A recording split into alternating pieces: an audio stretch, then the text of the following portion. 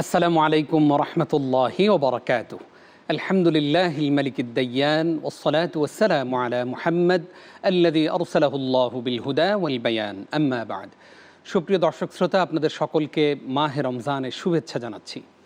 দেখতে দেখতে আরও একটি মহিমান্বিত মাস, কোরআন নাজিলের মাস, রহমতে ঘেরা বরকতপূর্ণ নাজাতের একটি মাস মাহে রমজান আমাদের কাছে এসে পৌঁছেছে। আমরা আল্লাহর শুকরিয়া আদায় করছি এই জন্য যে আমাদের থেকে বিগত কয়েকটি বছরে হাজারো মানুষ, অগণিত মানুষ আল্লাহর কাছে চলে গেছে। আল্লাহ তাআলা তাদের মধ্য থেকে আমাদেরকে এখন পর্যন্ত হায়াত দিয়ে রেখেছেন, সুস্থ রেখেছেন এবং রমজানে প্রবেশ করিয়েছেন। সেই জন্য কালিমাতুশ শুকর আদায় করছি, আলহামদুলিল্লাহ। প্রিয় দর্শক, যথারীতি আপনারা দেখছেন চ্যানেল 9 VSL বিক্রমপুর স্টিল নিবেদিত ইসলামী জিজ্ঞাসা। আজকে আমরা চমৎকার একটি বিষয়ে কথা বলবো ইনশাআল্লাহ, সেটি হচ্ছে সহমর্মিতার মাস মাহে রমজান। আর এই বিষয়ে কথা বলবার জন্যে আমরা একজন সম্মানিত স্কলারকে আমাদের স্টুডিওতে আমন্ত্রণ জানিয়েছি দেশের প্রখ্যাত আলেমে দ্বীন, জনপ্রিয় মিডিয়া ব্যক্তিত্ব, হাজারো আলেমের ওস্তাজ আল্লামা হযরত মাওলানা মুহাদ্দিস মাহমুদুল হাসান।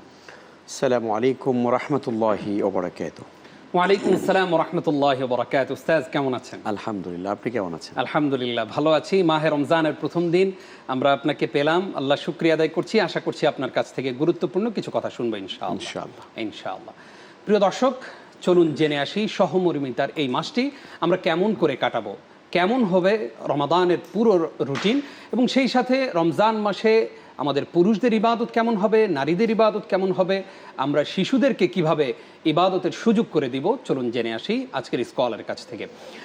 শেখ, যেমনটি দর্শকদেরকে জানাচ্ছিলাম, তার পূর্বে দর্শকদেরকে জানাতে চাই যে আপনি আলহামদুলিল্লাহ সম্প্রতি উমরা করে আসছেন। শুরুতেই যদি আমাদেরকে জানাতেন যে মক্কা মদিনায় আপনি দীর্ঘদিন ছিলেন, সেখানকার মানুষদের মধ্যে রমজানের প্রস্তুতি তারা কেমন করে নিচ্ছে, কি দেখলেন আপনি? অনেক ধন্যবাদ। আলহামদুলিল্লাহ ওয়াসসালাতু ওয়াসসালামু আলা রাসূলিল্লাহ ওয়া আলা আলিহি ওয়া আসহাবিহি আজমাইন, আম্মা বা'দ। চমৎকার একটি প্রসঙ্গ আজকে আপনি নিয়ে এসেছেন। সহমর্মিতার মাস, পবিত্র মাহে রমাদান। রমাদানুল মুবারককে আসলে বিভিন্নভাবে সংজ্ঞায়িত করা যায়, এর নানান ডেফিনেশন রয়েছে। আল্লাহ নিজেও এর পরিচয় তুলে ধরেছেন। তিনি বলেছেন যে রমাদান মাস হচ্ছে শাহরুল কোরআন, শাহরুল রমাদান আল্লাযী উনজিলা ফীহিল কোরআন। কাজেই এই মাসটি হচ্ছে আল্লাহর দৃষ্টিতে কোরআন নাজিলের মাস।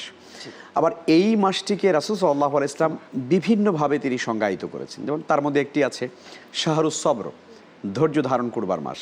নবীজি এর পরেই বলেন যে ওয়া সাওয়াবুহু আল জান্নাহ, অর্থাৎ সবরের যে সওয়াব বা প্রতিদান সেটা হলো জান্নাত। জি।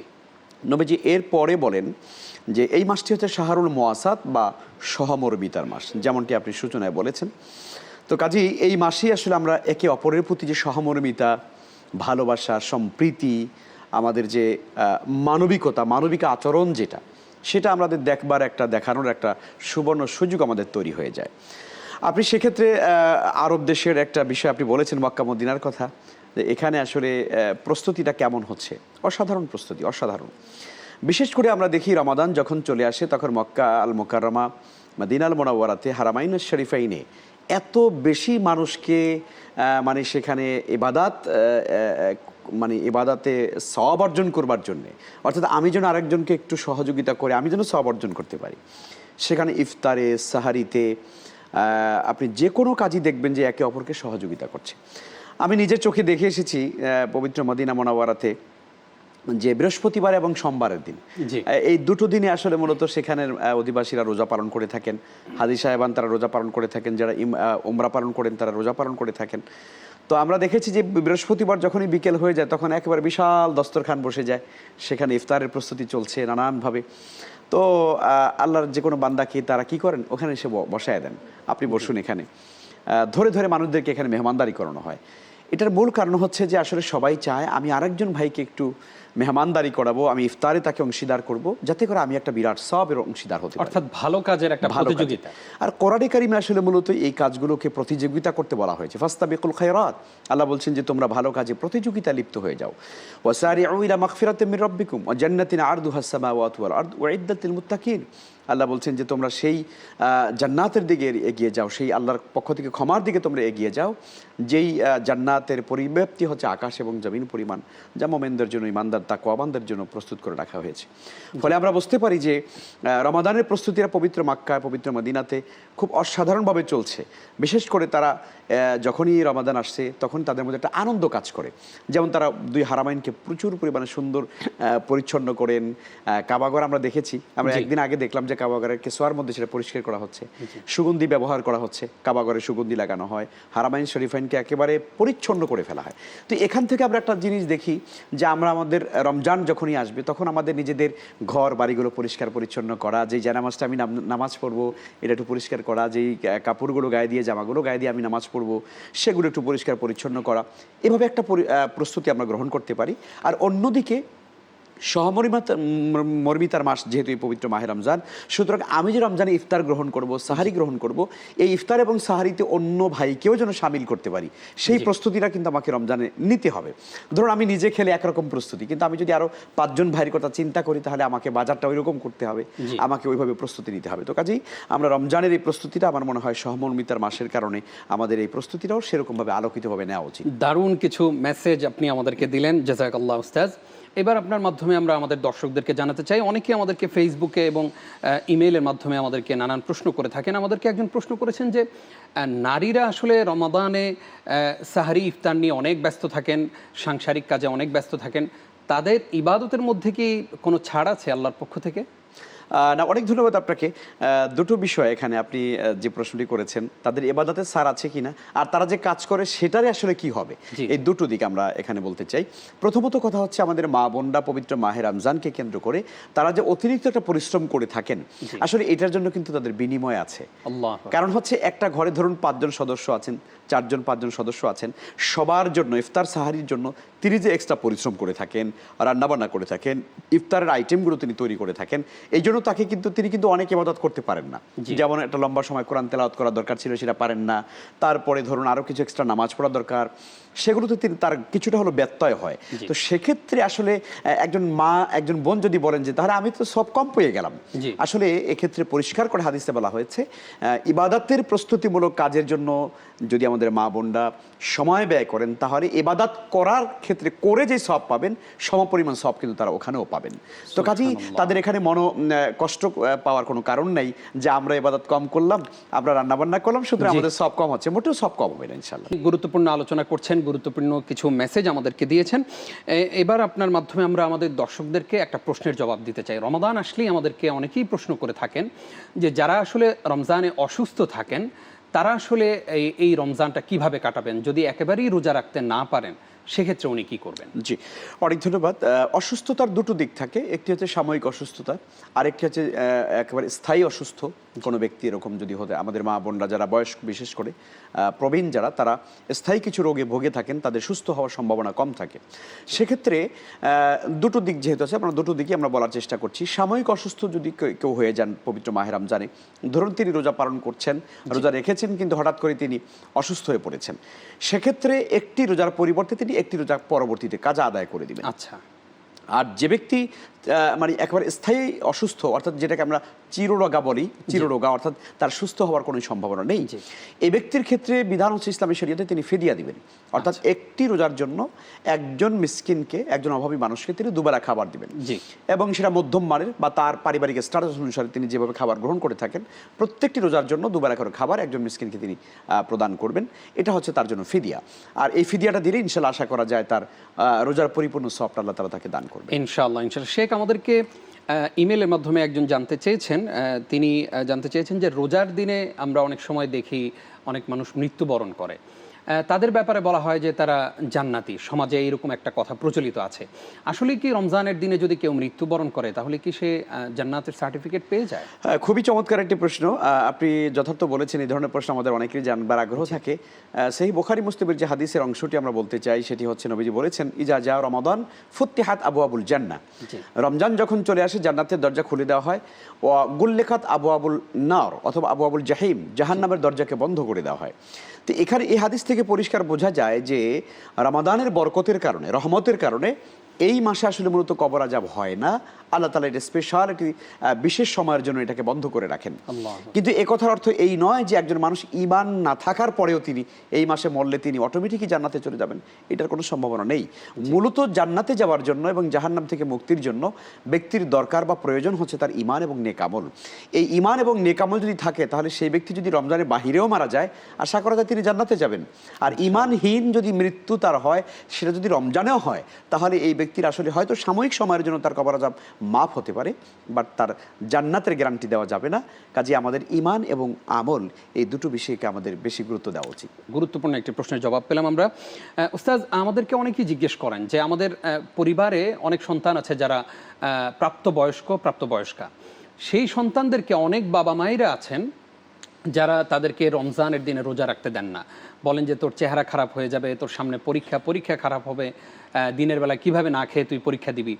এই যে বাবা মা তার সন্তানকে আল্লাহর ফরজ বিধান থেকে বিরত রাখছেন, এ ব্যাপারে ইসলাম কি বলে? খুবই ভয়ঙ্কর একটা ব্যাপার। এই কাজগুলো যদি আসলে আমরা সত্যিকারই কোনো অভিভাবক করে থাকি, ইচ্ছায় হোক অনিচ্ছায় হোক, জেনে না জেনে যেভাবেই করে থাকি, এটা খুবই নেহায়েত অন্যায় কাজ। এটি আমাদের কখনোই করা উচিত না। কারণ আল্লাহ সুবহানাহু ওয়া তাআলা কোরআনে কারীম বলছেন, ইয়া আইয়ুহাল্লাযীনা আমানু কু আনফুসাকুম ওয়া আহলিকুম নারা। ঈমানদারগণ, তোমরা নিজেরা জাহান্নামের আগুন থেকে বাঁচো, তোমাদের পরিবার পরিজন সন্তানদেরকেও জাহান্নামের আগুন থেকে বাঁচাও। আসলে রোজার বিধানটা আমার উপরে যেমন আল্লাহ তাআলার পক্ষ থেকে কার্যকর, বা এই বিধানটা আমাকে মেনে চলতে হবে, ঠিক আমার ছেলে মেয়ে যদি বয়স্কা হয়ে থাকে, বালেগা হয়ে থাকে, তাহলে অবশ্যই এই বিধান তো আল্লাহর হুকুম তার জন্য রয়েছে। তো আমি পিতামাতা হিসাবে আমার সন্তানকে আল্লাহর বিধান থেকে দূরে রাখবার কোনো অধিকার, এখতিয়ার তো আমার নেই। এটা তো আল্লাহর হুকুম, আল্লাহর মানে পাওনা। তো সেই আল্লাহর পাওনাটাকে আমি কি করে বন্ধ করে দিচ্ছি? এটা কখনই কোনো পিতামাতার জন্য এটা সঠিক হবে না। সুতরাং অবশ্যই সন্তানদেরকে নামাজ এবং রোজার কথা বলতে হবে। চমৎকার করে বলেছেন। আশা করছি আমাদের বাবা মায়েরা খেয়াল রাখবেন। আমাদেরকে একজন প্রশ্ন করেছেন, তিনি জানতে চেয়েছেন যে রমজানের দিনে যদি আসলে সাহারি করার পরে সারাটা দিন যদি ঘুমিয়ে কাটানো হয়, এবং অনেকে জানতে চান যে আমার মুখে প্রচুর থুতু আসে, আমি যদি থুতুগুলো গিলতে থাকি আমার রোজার কি কোনো সমস্যা হবে কিনা? আসলে অনেক ধন্যবাদ। এটি আমাদের ছোটবেলাতে হতো। আসলে এটি একটা বুঝ হওয়ার পরে আর এই সমস্যাটা হয় না। প্রথমে সেই বিষয়টি বলে নেই যে মুখের ভিতরে থুতু আসে, আসলে থুতু আসে কি আসে না এটা আপনার চিন্তা করার দরকার নাই। আমাদের সব ভাই বোনদেরকে বলছি যে থুতু আপনি মুখের মধ্যে যদি একটু হালকা একটু, কারণ আমাদের জিহ্বাটা তো সচল থাকবার জন্য আল্লাহর একটা কুদরতি সিস্টেমই আছে যে জিহ্বাটা ভেজা থাকবে, কণ্ঠনালীটা ভেজা থাকবে, সেজন্য অটোমেটিক্যালি কিন্তু আমার কণ্ঠটা ভিজা থাকে এবং একটা লালা থাকে, লালা জাতীয় পদার্থ থাকে।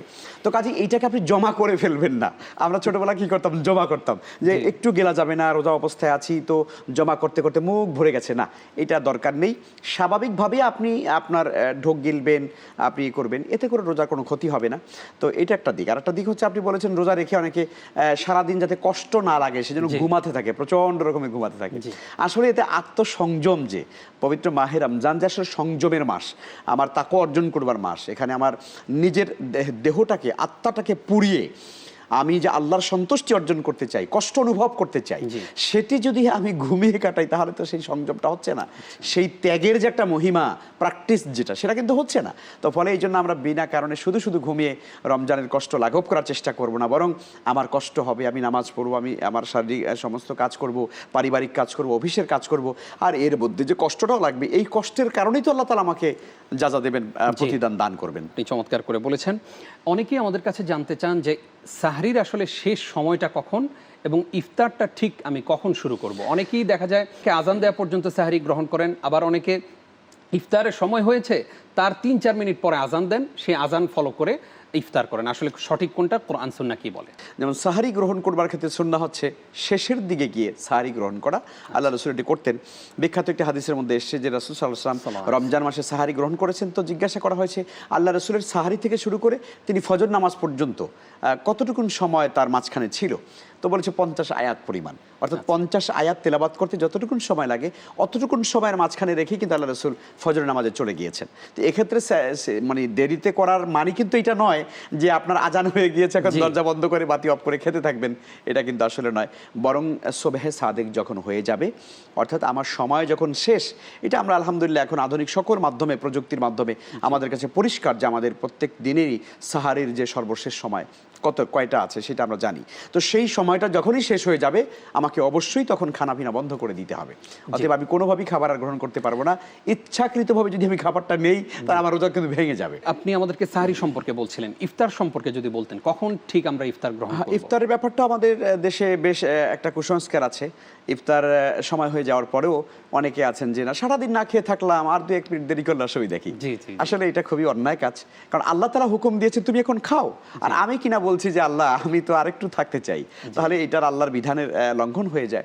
তো কাজেই নিয়ম হচ্ছে ইফতার সময় মতো করা। অর্থাৎ রাসূল সাল্লাল্লাহু আলাইহি ওয়াসাল্লামের একটি বিখ্যাত হাদিস রয়েছে, লা ইয়াজারুন নাসু বিখাইরিন মা আজ্জালুল ফিতরা, মানুষ ততদিন পর্যন্ত কল্যাণের উপরে থাকবে, সফলতার পথে থাকবে যতদিন মানুষের ইফতার তাড়াতাড়ি করবে। ইফতার তাড়াতাড়ি করার মানে এটা নয় আবার যে টাইম হওয়ার আগে, বরং সময় হয়ে যাবে সঙ্গে সঙ্গে ইফতার করা, কোনো ধরনের সময় না নেওয়া।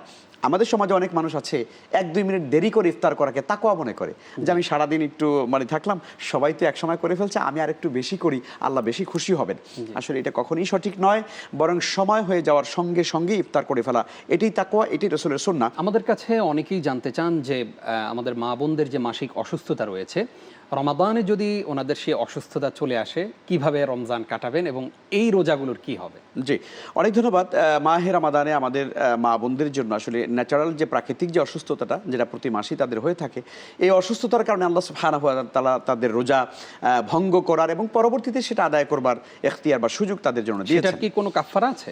না, নিশ্চয়ই কোনো কাফারা নেই। আমরা জানি কোরআনে কারিমে আল্লাহ তাআলা সিয়ামের বিধান যেখানে আলোচনা করেছেন সূরা বাকারায়, সেখানেই তিনি বলেছেন ফামান কানা মিনকুম মারিদান আও আলা সাফারিন ফাইদ্দাতুম মিন আইয়ামিন উখর, তোমাদের মধ্যে যারা অসুস্থ থাকবে অথবা যারা সফরে থাকবে তারা এই রোজাগুলো পরবর্তীতে তারা পালন করে নিতে পারে। তো কাজে মা বোনরা অসুস্থ হবেন, এই অসুস্থতার কারণে তারা রোজাগুলো একটা রোজার পরিবর্তে একটা রোজা কাজা যেটাকে বলা হয়, একটি রোজার পরিবর্তে একটি তারা পালন করবেন, এক্ষেত্রে তাদের কোনো কাফারা দরকার হবে না। শেখ, আমাদের কাছে অনেকেই জানতে চান যে রমজান মাস চলছে, তারাবির একটা বিষয় থাকে, রমজান আসলেই আমরা একটা বিষয়ের সম্মুখীন হই, একটা প্রশ্নের সম্মুখীন হই যে তারাবি কি 8 রাকাত না 20 রাকাত। আপনি এই প্রসঙ্গে বলবেন ঠিকই, কিন্তু পাশাপাশি বলবেন যে কেউ যদি রমাদানে তার অসুস্থতা হোক বা নানান ব্যস্ততার কারণে হোক তারাবি যদি একেবারেই মাঝে মাঝে পড়তে না পারেন, সেক্ষেত্রে তার কি ধরনের গুনাহ হবে? জি, আমি দ্বিতীয়টা দিয়ে শুরু করি। দ্বিতীয়টা হচ্ছে যে আসলে রমজান মাসের রোজাটা ফরজ, আর তারাবির সালাত যেটা আমরা আদায় করি সেটা হলো সুন্নাহ। তো কাজেই কোনো ব্যক্তি যদি তার কোনো ওজরের কারণে, অসুস্থতার কারণে সফরে আছেন, ক্লান্তি তার রয়েছে, কর্মের প্রচণ্ড ব্যস্ততা রয়েছে, এমন যদি হয়ে থাকে, তাহলে তিনি যদি কিয়ামুল লাইল বা তারাবির নামাজ আদায় করতে না পারেন তার কোনো গুনাহ হবে না। এবং এক্ষেত্রে রোজারও কোনো কমতি হবে না, কারণ রোজাটা স্বতন্ত্র ইবাদত আর তারাবি একটা আলাদা স্বতন্ত্র ইবাদত। তো কাজেই একটার কমতির কারণে আর একটা হবে না, ব্যাপারটা এরকম নয়। কিন্তু আমরা বলবো অবশ্যই আমরা এইটা যেহেতু ফরজ নয়, এ কারণে কোনো ভাই যদি চিন্তা করেন যেহেতু ফরজ নয় অতএব সুন্নত আদায় না করলে তো অসুবিধা নেই, রোজা তো হয়েই যাচ্ছে, অতএব আমি পালন করবো না, তারাবি নামাজ আমি পড়বো না, এটাও কিন্তু সঠিক নয়। কারণ আমরা জানি আমরা চাই আল্লাহর কাছে আসলে মাগফিরাত, আমরা চাই ক্ষমা, আমরা চাই জান্নাত, আর সেই জান্নাত প্রাপ্তির একটা বিরাট সুযোগ তৈরি হয়ে যায় এই কিয়ামুল লাইল বা তারাবির নামাজের দ্বারা। এবার যদি প্রথম প্রশ্নটাতে আসেন, হ্যাঁ, আপনি প্রথম যে প্রশ্ন করেছেন তারাবির সালাত 20 রাকাত না 8 রাকাত, আসলে তারাবির সালাতের সুনির্দিষ্ট রাকাত কত রাকাত আল্লাহ রসুল পড়েছেন সেই ব্যাপারটা কিন্তু আসলে 20 অথবা 8 কোনোটাই কিন্তু রাসূল সাল্লাল্লাহু আলাইহি ওয়াসাল্লামের কাছ থেকে কন্টিনিউ কিন্তু প্রমাণিত হয়নি। তবে রাসূল সাল্লাল্লাহু আলাইহি ওয়াসাল্লাম তিনি 20 রাকাত পড়েছেন এরকম কোন হাদিস পাওয়া যায় না, তবে তিনি 8 পড়েছেন, তিনি 12 বা 13 পড়েছেন, এগুলো হাদিসের মধ্যে এসেছে। তবে সাহাবায়ে কেরাম এবং বিশেষ করে হযরত ওমর বিন খাত্তাব রাদিয়াল্লাহু আনহু থেকে শুরু করে পরবর্তী জামানার সকল সাহাবায়ে কেরাম, তাবিন, তাবিন, তাদের মধ্যে একটা ইজমা হয়েছে, ঐকমত্য প্রতিষ্ঠিত হয়েছে তারাবির সালাত 20 রাকাত পড়ার ব্যাপারে এবং জামাতে সেটা আদায় করবার ব্যাপারে। এবং হযরত উবাই ইবনে কাব রাদিয়াল্লাহু তাআলা আনহুর ইমামতিতে হযরত ওমর বিন খাত্তাব রাদিয়াল্লাহু তাআলা আনহু তিনি এই তারাবির জামাতকে তিনি চালু করে দিয়েছেন। তো কাজেই এটি কিন্তু যুগে যুগে যুগ ধরে কিন্তু এই তারাবির সালাত 20 রাকাত এবং সেটি জামাতের সাথে আদায় করবার একটা খতমে তারাবির মাধ্যমে সেটা কিন্তু রেওয়াজ আমাদের মধ্যে রয়েছে। এই ব্যাপারে উলামায়ে কেরামের ঐকমত্যতা তৈরি হয়েছে, যেমনটা আমরা বর্তমানে হারামাইন শরীফাইনেও দেখি। হারামাইন শরীফাইনেও কিন্তু এখন 20 রাকাত তারাবির নামাজ আদায় হয় এবং সেটি খতমে তারাবির মাধ্যমে শেষ করা হয়। এত সুন্দর করে বুঝিয়ে দিয়েছেন, এরপরেও যদি আমাদের দর্শকদের কোনো প্রশ্ন থাকে সেটা দুঃখজনক, কারণ হচ্ছে তারাবি 8 না 20 এই জায়গাটা আপনি একদম পুরো ক্লিয়ার করে দিয়েছেন, আলহামদুলিল্লাহ।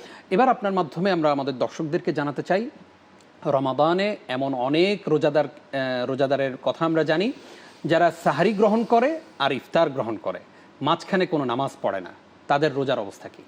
খুবই আসলে হতাশাজনক একটা ব্যাপার। আমরা যারা রমজান মাসে রোজা রাখি, ইফতার করি, সাহারি করি, অথচ কোনো নামাজ আদায় করি না। ব্যাপারটা আসলে কি উদাহরণ দেব আমি? আল্লাহ সুবহানাহু ওয়া তাআলা নামাজকে 5 ওয়াক্ত ফরজ করেছেন। এটা অনেক গুরুত্বপূর্ণ ফরজ, ইমানের পরপরই যেটার গুরুত্ব আমরা জানি। অথচ সেটি আমি আদায় করি না, শুধুমাত্রই আমি সিয়াম পালন করি। এটার দ্বারা আসলে আল্লাহর হক আদায় হয় না। আল্লাহর যে বিধান, আল্লাহর যে আনুগত্য করার যে ব্যাপারটা, সেই আনুগত্য আমি করতে পারলাম না, যথারীতি করতে পারলাম না। এই জন্য আমরা বলবো, যে ভাই সিয়াম পালন করছেন, রোজা রাখছেন মাহে রমজানে, আলহামদুলিল্লাহ, আপনি রোজার কারণে সওয়াব পাবেন, আপনি অবশ্যই একটা ফরজ ইবাদতের সওয়াব পাবেন। কিন্তু আপনি 5 ওয়াক্ত সালাতের ভিতরে 17টা ফরজ রয়েছে, 17 রাকাত ফরজ নামাজ রয়েছে। তা আপনি একটা ফরজ আদায় করছেন সারা দিনে, অথচ 5 ওয়াক্ত নামাজে 17টি ফরজ রয়েছে, সেই 17টি ফরজ কিন্তু আপনাকে আমার কাছ থেকে ছুটে যাচ্ছে। তাহলে আসলে আমরা কেমন বুদ্ধিমান মানুষ, আমরা তো বোকা আসলে। কারণ আমি একটা ফরজকে গুরুত্ব দিলাম, 17টা ফরজ আমার কাছ থেকে চলে গেল, সে ব্যাপারে আমি কোনো গুরুত্ব দিলাম না। এই জন্য আমরা মনে করি অবশ্যই যারা আমরা আলহামদুলিল্লাহ সিয়াম পালন করি, রোজা পালন করি, আলহামদুলিল্লাহ, ধন্যবাদ জানাই। তবে অবশ্যই আমাদেরকে 5 ওয়াক্ত সালাতও আদায় করতে হবে। কারণ আল্লাহ রাসূল সাল্লাল্লাহু আলাইহি ওয়াসাল্লাম বলেছেন, মান তারাকা সালাতা মুতাআম্মিদান ফাকাদ কাফারা। যে ব্যক্তি ইচ্ছাকৃতভাবে নামাজ ছেড়ে দেয়, সে কুফরি করলো। এরপরে অন্য হাদিসের মধ্যে রয়েছে, মান আকামাহা ফাকাদ আকামা দ্বীন। যে সালাতকে কায়েম করে ফেললো, সে দিনকেই কায়েম করে ফেললো। ওমান তারাকাহা ফাকাদ হাদামাদ দ্বীন। যে সালাত ছেড়ে দিল, সে দিনকে একেবারে ভ্যানিশ করে ফেললো। আল্লাহ তাআলা আমাদের সবাইকে তৌফিক দান। আল্লাহুম্মা আমিন। আশা করছি আমাদের দর্শকরা উপকৃত হচ্ছেন আপনার চমৎকার আলোচনায়। শেখ, এবার একটা ভিন্ন প্রসঙ্গে আসি। আমাদের দেশে রমজান আসলেই নানান জায়গায় ইফতার পার্টির আয়োজন হয়। সেই ইফতার পার্টিতে আমরা কখনো কখনো পরিলক্ষিত করি, আমরা দেখি যে এক শ্রেণীর মানুষদের জন্য এক ধরনের ইফতার, আরেক শ্রেণীর মানুষদের জন্য একই ইফতার পার্টিতে আরেক ধরনের ইফতার। এই যে একটা ইফতার পার্টিতে বৈষম্য হচ্ছে ইফতার নিয়ে, যারা গেস্ট আছেন তাদের জন্য খুব ভিআইপি ইফতার, যারা সেখানে অতিথি হিসাবে গিয়েছেন, অর্থাৎ যারা শুনতে গিয়েছেন আলোচনা, তাদের জন্য এক ধরনের ইফতার। এই যে বৈষম্য ইফতারের মধ্যে, ইফতারের পার্টির মধ্যে, এই ব্যাপারে আসলে আপনার মন্তব্য শুনতে চাই। আসলে এটার কি মন্তব্য করব, এটা তো একটা ছোট লোকই, চরম ছোট লোকই। এটা আসলে যে মানুষটা মানুষকে দাওয়াত দেওয়ার পরে খাবারের ভিতরে বৈষম্য করে, মানে একেবারে চরম, মানে মানসিকভাবে দৈন্য একটা মানুষ আমরা মনে করি। পবিত্র মাহে রমজানে আপনি মানুষকে যত বেশি খাওয়াবেন, তত বেশি সওয়াব হবে। সেক্ষেত্রে আমরা খাবারের ভিতরে বৈষম্য করবো, এটা করা উচিত না। বরং সকল মানুষের জন্য একই মানের খাবার খাওয়ানো উচিত। কারণ রাসূল সাল্লাল্লাহু আলাইহি ওয়াসাল্লাম বলেছেন, মান লা ইউরহাম লা ইয়ারহাম। অর্থাৎ যে দয়া করো না, সে দয়া পেল না। যে দয়া করবে না, সে দয়া পাবে না। অর্থাৎ আপনি খাবারের দ্বারা, সম্মান করবার দ্বারা যদি মানুষকে আপনি দয়া করেন, সম্মান করেন, তাহলে আপনি অবশ্যই সম্মান পাবেন। তো এই জন্য কোনো মানুষকে বৈষম্য করা খাবারের ক্ষেত্রে, এটা একেবারেই অনুচিত। এটা একেবারেই ছোট মানসিকতার পরিচয়। আমরা আহলে আরবদেরকে দেখি আলহামদুলিল্লাহ, যে পবিত্র হারামাইন শরীফের ইফতারের যে দৃশ্যগুলো আমরা দেখি, সেখানে কোনো ধরনের খাবারের বৈষম্য নাই। একেবারে পৃথিবীর যদি শ্রেষ্ঠ কোনো রাজা বাদশাহ যদি সেখানে ইফতারে বসে, তাহলে উনি যে ইফতারটা পাবেন, ঠিক একদম সাধারণ হাজিও সে একই ইফতার পাবে। কোনো বৈষম্য নেই সেখানে।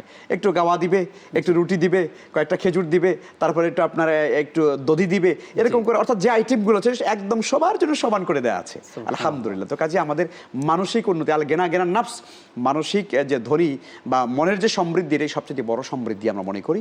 তো কাজে অন্তরকে ধনী বানানো উচিত। আল্লাহ তাআলা আমাদেরকে হেফাজত করুক। শেখ, এবার আরও একটি প্রশ্নের জবাব দিবেন, এবং সেই প্রশ্নটি সমসাময়িক।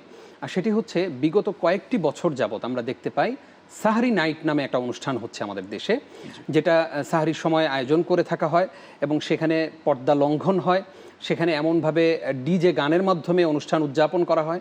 এই ধরনের একটা ইবাদতকে, এই ধরনের ইবাদতের মধ্যে এই ধরনের আঞ্জাম দেওয়া এবং এইভাবে সাহারি গ্রহণ করা, সাহারির আয়োজন করা, সাহারি নাইট হিসেবে উদযাপন করার ব্যাপারে ইসলাম কি বলে?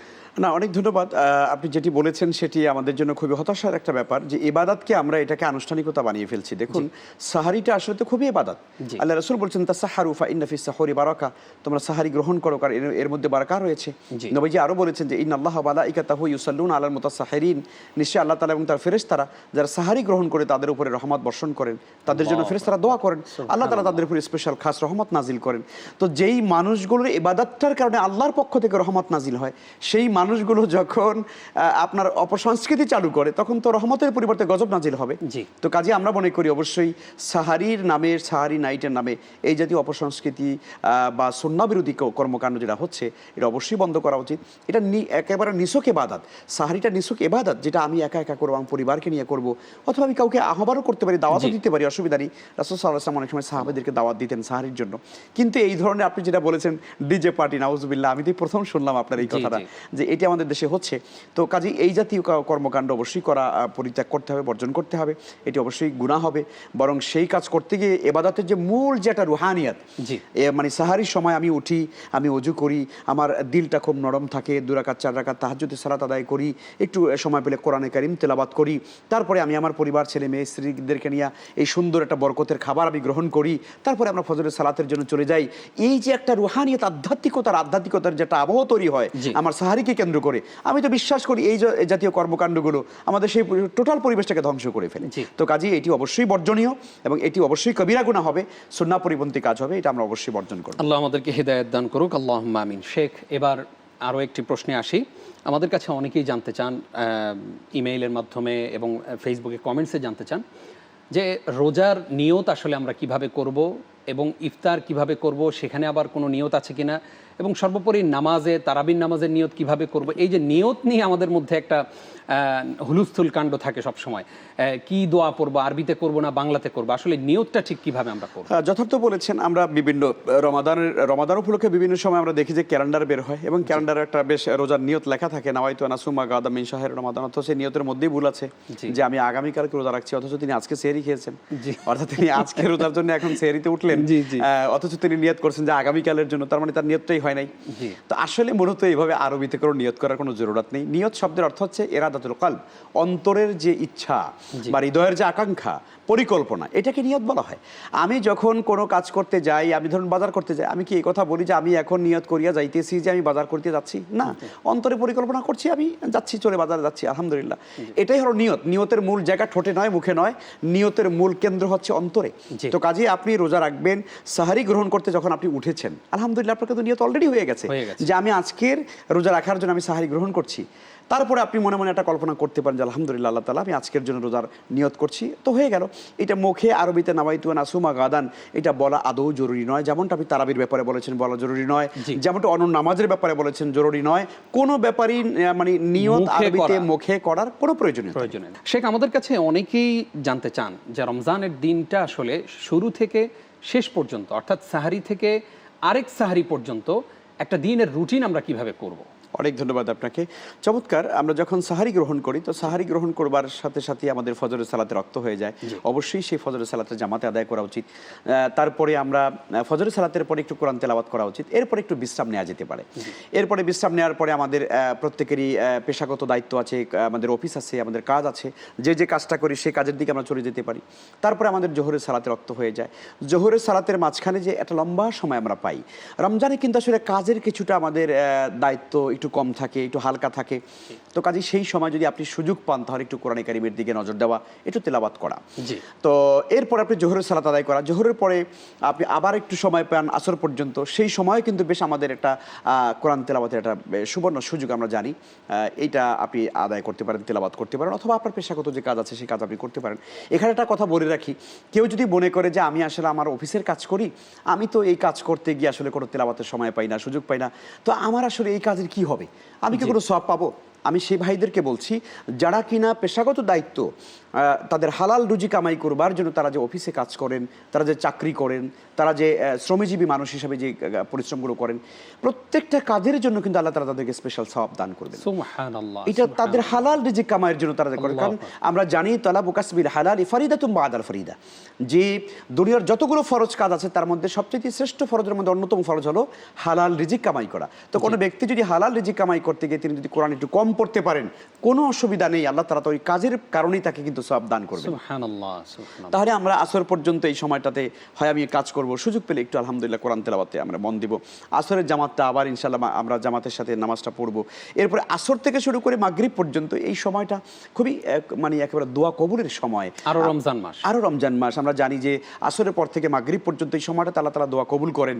ফলে এই সময়টাতে বেশি বেশি ইস্তেগফার পড়া, বেশি বেশি ইস্তেগফার, আমার অন্যান্য অফিসিয়াল কাজ, আমার ব্যবসায়িক কাজগুলো একটু কমিয়ে দিয়ে আসরের পর থেকে একটু ফ্রি হয়ে যাওয়া, একটু ফ্রি হয়ে তারপরে একটু বেশি বেশি ইস্তেগফার পড়া, সময় থাকলে কোরআন কারীম তেলাওয়াত করা, সন্তানদেরকে নিয়ে একটু ইফতারের জন্য আমরা মানে আয়োজনে একটু সহযোগিতা করা, স্ত্রীদেরকে একটু সহযোগিতা করা, বোনদেরকে সহযোগিতা করা। এরপরে আমি আমার সব নিয়ে আয়োজন নিয়ে পরিবারকে নিয়ে সুযোগ থাকলে আলহামদুলিল্লাহ বসে যাওয়ার, সেখানে বেশি বেশি করে ইস্তেগফার করা, দোয়া করা, এভাবে করে আলহামদুলিল্লাহ আমরা ইফতারটা গ্রহণ করতে পারি। এবং ইফতারের সময় অবশ্যই আমাদের একটু দোয়া করা উচিত, কারণ আল্লাহ রাসূল বলেছেন যে এই সময় দোয়া কবুল হয়। আর এটা আনন্দের খুবই একটা গুরুত্বপূর্ণ মুহূর্ত। লিসাইমি ফারহাতুন ইনদা ফিতরিহি ওয়া ফারহাতুন ইনদা লিকাই রাব্বি। রোজাদারের জন্য দুটো আনন্দ, একটা হচ্ছে ইফতারের সময়, আর একটা হচ্ছে যখন মনিবের সঙ্গে, আল্লাহর সঙ্গে যখন সে সাক্ষাৎ করবে। তো কাজেই এই সময়টা একটু বেশি বেশি করে জীবনের সমস্ত গুনার জন্য কায়মনো বাইককে আল্লাহর কাছে দোয়া করা। দোয়া কারো কাছে শেখা দরকার নেই, হুজুর নাই কেমনে দোয়া করি, দোয়া নিজেই করতে হবে। আল্লাহ আমাকে মাফ করো, আমার বাবাকে মাফ করো, আমার মাকে মাফ করো, আমার সন্তানদেরকে কবুল করো, আমাদেরকে কবুল করো, আমাদেরকে ইমানের উপর থাকার তৌফিক দান করো। যেভাবে সে বাংলা ভাষায় জানে ওইভাবেই সে তার আকুতি ভরা চোখের অশ্রু দিয়ে সে চোখের পানি ফেলে আল্লাহর কাছে দোয়া করবে, ইফতার গ্রহণ করবে। ইফতারের পরে মাগরিবের সালাত জামাতের সঙ্গে পড়বে, এরপর একটু বিশ্রাম হালকা, তারপরে কিন্তু এশার সালাত চলে আসে, এশার সালাতটা জামাতের সঙ্গে পড়বে, তারাবির নামাজ পড়বে, এরপরে দ্রুত সময় ঘুমিয়ে পড়ার চেষ্টা করবে। ঘুমিয়ে পড়ে শেষ রাতে চেষ্টা করবে একটু আগে বাগে ওঠার, যাতে করে তাহাজ্জুদ নামাজ পড়া যায়। তাহাজ্জুদ পড়লো 2-4 রাকাত করে, তারপরে আবার সাহারি গ্রহণ করে আবার ফজরের দিকে চলে গেল। চমৎকার একটা রুটিন আপনি আমাদেরকে দিয়েছেন, মাশাআল্লাহ। ইনশাআল্লাহ আমাদের দর্শকরা ফলো করার চেষ্টা করবেন, এবং আপনি যে রুটিনটা দিলেন এই রুটিন যদি কেউ ফলো করেন, ইনশাআল্লাহ যেই বান্দাদেরকে আল্লাহ তাআলা বাবুর রায়্যান দিয়ে কিয়ামতের দিন জান্নাতে সেই ভিআইপি গেট দিয়ে প্রবেশ করাবেন, আশা করা যায় সেই মানুষগুলো এই রুটিন যদি ফলো করতে পারে সেই দরজা দিয়ে জান্নাতে যেতে পারবে। আল্লাহ সেই তৌফিক দান করুক, আল্লাহুম্মা আমিন। শেখ, আপনি অনেকগুলো প্রশ্নের জবাব দিলেন। এবার আপনার মাধ্যমে আমরা আমাদের দর্শকদেরকে আরও একটি প্রশ্নের জবাব দিতে চাই, আর সেটি হচ্ছে রমাদান মাস আসলে আমরা এমনিতেও আমাদের মা বোনরা নানান কাজে ব্যস্ত থাকেন, আমাদের পুরুষদেরকে আসলে কেমন হওয়া উচিত, অর্থাৎ স্বামীদেরকে, ভাইদেরকে, বাবাদেরকে কেমন হওয়া উচিত যে নারীদেরকে ইবাদতের একটা পরিবেশ তৈরি করে? অনেক ধন্যবাদ। আমাদের মা বোনদের প্রতি আমাদের ইহসান করা উচিত। আসলে আমরা নিজেরা অনেক সময় আছি যে নামাজের জন্য যতটা যত্নবান, আমার স্ত্রী নামাজটা পড়তে পারছে কিনা সেদিকে আমার খেয়াল নেই। আমি কোরআন কারীম তেলাওয়াত করে যাচ্ছি, আমার কোনো কাজ নাই, কিন্তু স্ত্রী বেচারি কাজ করতে করতে জীবন শেষ, তাকেও কিন্তু আবার একটু সুযোগ করে দেওয়া দরকার। বিশেষ করে আলহামদুলিল্লাহ ঢাকার শহরে আমরা আমাদের এই শহরের কথা বলতে পারি, সুন্দর আধুনিক মসজিদগুলোতে এখন মেয়েদের জন্য তারাবির নামাজের আলহামদুলিল্লাহ ব্যবস্থা আছে। আমরা আমাদের মা বোনদেরকেও সেই সুযোগটা করে দেওয়া উচিত যে তোমরা আসলে জামাতে গিয়ে তারাবির নামাজের শরীক হও, সেই ব্যবস্থা করা উচিত এবং এই ব্যবস্থা নেওয়া উচিত মসজিদে। কখনো কখনো কেউ বলেন যে এরকম মসজিদে নারীদের জায়গা থাকলে সেখানে ফিতনা তৈরি হয়, কি বলবেন? এই ফিতনা তো আসলে পৃথিবীর সব জায়গায় হচ্ছে, শুধু ফিতনা মসজিদের মধ্যে হচ্ছে কেন এটা তো আসলে, বরং এই বাহিরের ফিতনাকে বন্ধ করে দেওয়ার জন্য এই মসজিদে আমাদের মা বোনদের জায়গা করে দিতে হবে। তাহলেই মসজিদে গিয়ে আমাদের মা বোনরা জানতে পারবে, ইমামদের খতিবদের কাছ থেকে খুতবা শুনবে, আলোচনা শুনবে, কোরআন হাদিসের তাদের নির্দেশনাগুলো জানবে, যাতে করে তাদের চরিত্র গঠন করতে পারে। তো কাজেই মসজিদে ফিতনা হয় এই অজুহাতে নারীদেরকে মসজিদে যেতে বাধা দেওয়া, তাদের ইবাদতের সুযোগ থেকে বঞ্চিত করা, এটা সম্পূর্ণ সুন্নাহ পরিপন্থী। আল্লাহ রাসূল বলেছেন, লা তামনাউ ইমা আল্লাহি মাসাজিদাল্লাহ, তোমরা আল্লাহর বান্দাদেরকে মসজিদে যাওয়া থেকে বাধা দিও না। তারা যদি মসজিদে যেতে চায় তাদেরকে সুযোগ করে দাও। হ্যাঁ, ঘরে নামাজ পড়লে সব হবে ইনশাআল্লাহ, তাদের অনেক সওয়াব রয়েছে, কিন্তু কেউ যদি যেতে চান তাহলে তাকে বাধা দিও না, এবং সেই উপযুক্ত পরিবেশটা তাদেরকে তৈরি করে দিতে হবে ইনশাআল্লাহ। আশা করছি আমাদের পুরুষ যারা আছেন, আমাদের ভাইয়েরা সেই সুযোগ তৈরি করে দিবেন। ওস্তাদ, আমরা অনুষ্ঠানের একেবারেই শেষের দিকে আছি, আপনি যদি একেবারে এক লাইনে বলেন রমজানে আসলে স্বামী স্ত্রীর দাম্পত্য জীবন কিভাবে স্থাপন করবেন? দাম্পত্য জীবনটা আমরা দিনের বেলায় করব না, এটা তো আমরা জানি এটা হারাম, এটা করলে আমাদের রোজা হবে না। সেক্ষেত্রে যদি কেউ ভুলবশত করে ফেলে বা ইচ্ছা করে ফেলে, যেভাবেই করুক না কেন, তাকে কিন্তু একটি কাজা এবং সঙ্গে কাফারা, এটা তাকে করতে হবে। রোজা, হ্যাঁ, একটি কাজা, তার মানে না 160টি রোজা কাজা করতে হবে, একটার পরিবর্তে একটা, আর জরিমানা হিসেবে কাফারা হিসেবে আরো 60টি, 61টি রোজা পালন করতে হবে ধারাবাহিকভাবে, যদি কেউ স্ত্রীর সঙ্গে সম্পর্ক করে ফেলে রমজান মাসে, দিনের বেলায়। হ্যাঁ, দিনের বেলায়। আর রাতের অনেক, আমি অবাক হয়ে গিয়েছি, এমন একজন ভাই আমাকে প্রশ্ন করেছেন যে হুজুর, রমজান মাসে তো রাতের বেলাও স্ত্রীর কাছে যাওয়া যায় না মনে হয়। আমি চিন্তা করলাম যে এটা কত বড় আমাদের অজ্ঞতা, না জানা। রমজান মাসে রাতের বেলা আমরা আমাদের স্ত্রীদের সঙ্গে স্বাভাবিক সম্পর্ক আমরা স্থাপন করতে পারবো। অসংখ্য ধন্যবাদ ওস্তাদ, অনেকগুলো প্রশ্নের জবাব দিলেন যেগুলো আমাদের জীবনের সাথে সংশ্লিষ্ট। আল্লাহ তাআলা আপনার সেই জবাবগুলো মেনে আমাদেরকে চলবার তৌফিক দান করুক। আপনাকে ব্যস্ততার মাঝেও আমাদেরকে সময় দেবার জন্য আপনাকে আবারও ধন্যবাদ জানাচ্ছি। অনেক শুকরিয়া, অনেক শুকরিয়া। জাযাকাল্লাহ।